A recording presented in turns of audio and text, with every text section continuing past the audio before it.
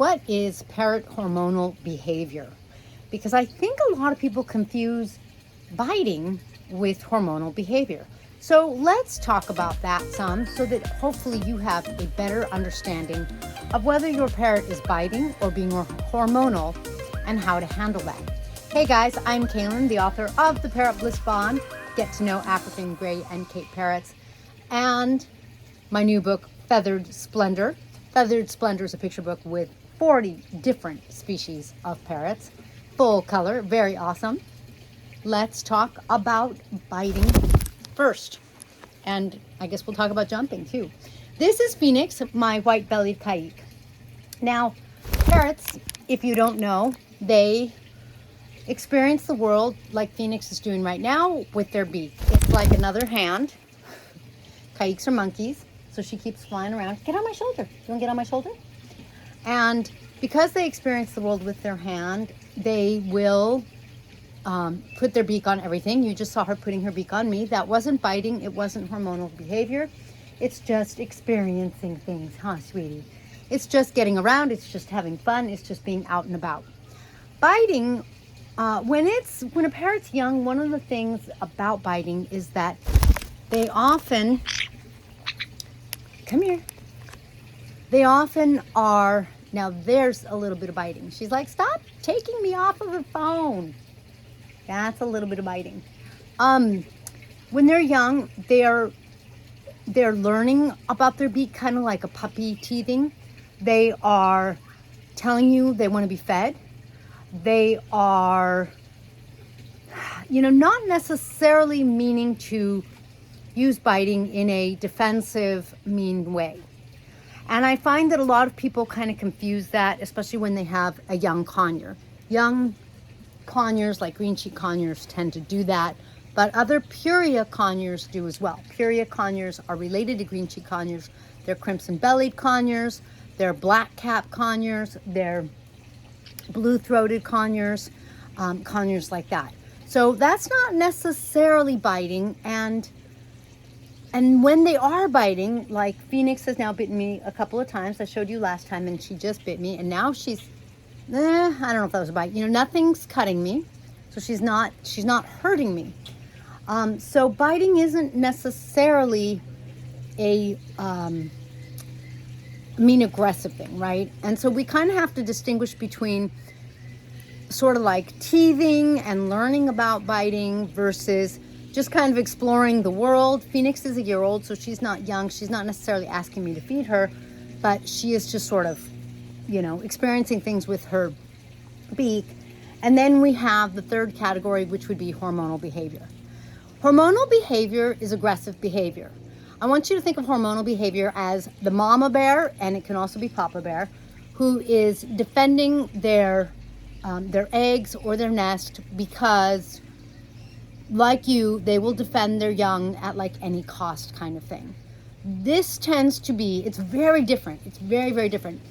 Phoenix is being explorative. She's being adventurous. She's being sweet. Hi, love. Hi. Aggressive behavior, hormonal behavior is, I'm out to kill you if you come near my nest box or my eggs or my babies kind of thing. Hormonal behavior is when a bird is in the parenting mode and there is only one thought, and that is, I have my family and I'm protecting my family. You may be trying to put food in the cage and it's hard to do because they will bite at you. Now there's cage aggression because anything that comes near their nest box is a problem. If this is not a time where you're going to be bonding with them, where you're going to be playing with them. This is a time where you haven't lost your parrot, but they are in a different mode. They are totally focused on protecting their babies, sitting on the eggs, maybe the male's feeding the female, depending on the species, and they're just being parents, and they aren't going to stop that until they're done. Very different mode. If you can pick up your parrot, they're probably not in a hormonal mode. Now, that's not to say that it's sort of so black and white. Sure, you can also have a hormonal mode where your parrot is regurgitating, trying to mate with you, doing things like that.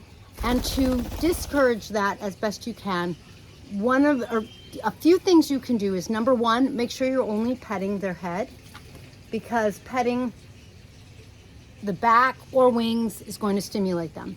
With my yellow-naped Amazon, I have to be careful if her wing just gets touched.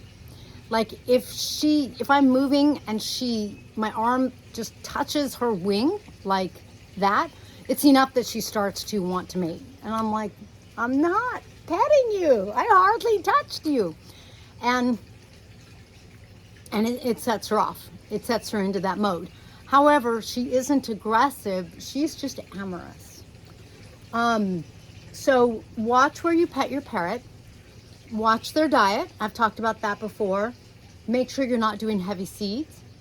When the days are long, like they are now, it's June, the days are long, it's warm, that's going to stimulate them. So you don't want to give them more biological signs that it's time to mate by giving them seeds or even ripe fruit, because those are seasonal, they are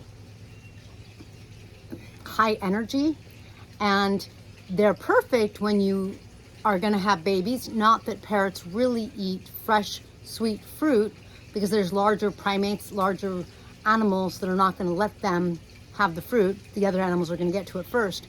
So that means if parrots are going to have fruit, they're going to go to the fruit before the other animals while the fruit is still green and unripe.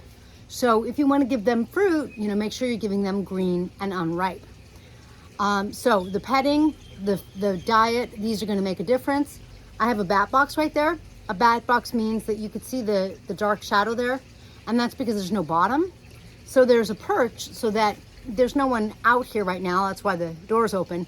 But that means that they can come up and under and go into what I call a bat box, so they can perch and be nice and safe at night, but they don't have a nesting box. There's no place to lay eggs. There's nothing that tells them this is a good place to have a family. Make sure that there's no signs of family. No, if you do not want that hormonal behavior. I hope that really makes a difference and helps you get a good sense of a baby, sort of like the baby teething versus just experiencing things with the beak or biting. There can also be biting, true biting, versus hormonal behavior. I feel like it's just not real clear and people get it confused. Now we've got a little bit of biting. What are you doing? And I just wanted to clarify, because I don't think it's nice to feel like your parrot's hormonal. I think it's nicer to feel like it's all good. Your parrot is just either teething or just exploring. And unless they're leaving you bloody, unless you're getting vampire bites, then it should be all good. You saw I didn't react with her. She just didn't really do anything. She's just exploring, so it wasn't a problem. But that way you know how to address whatever's really going on. Thank you for joining me in this blissful video. If you want some awesome parrot merch, please be sure to visit shop.parrotbliss.com. Or if you have a young artist in your life, make sure to get one of my new parrot book coloring books, all on Amazon under KB Raphael. I've got my books and my coloring books. See you next time.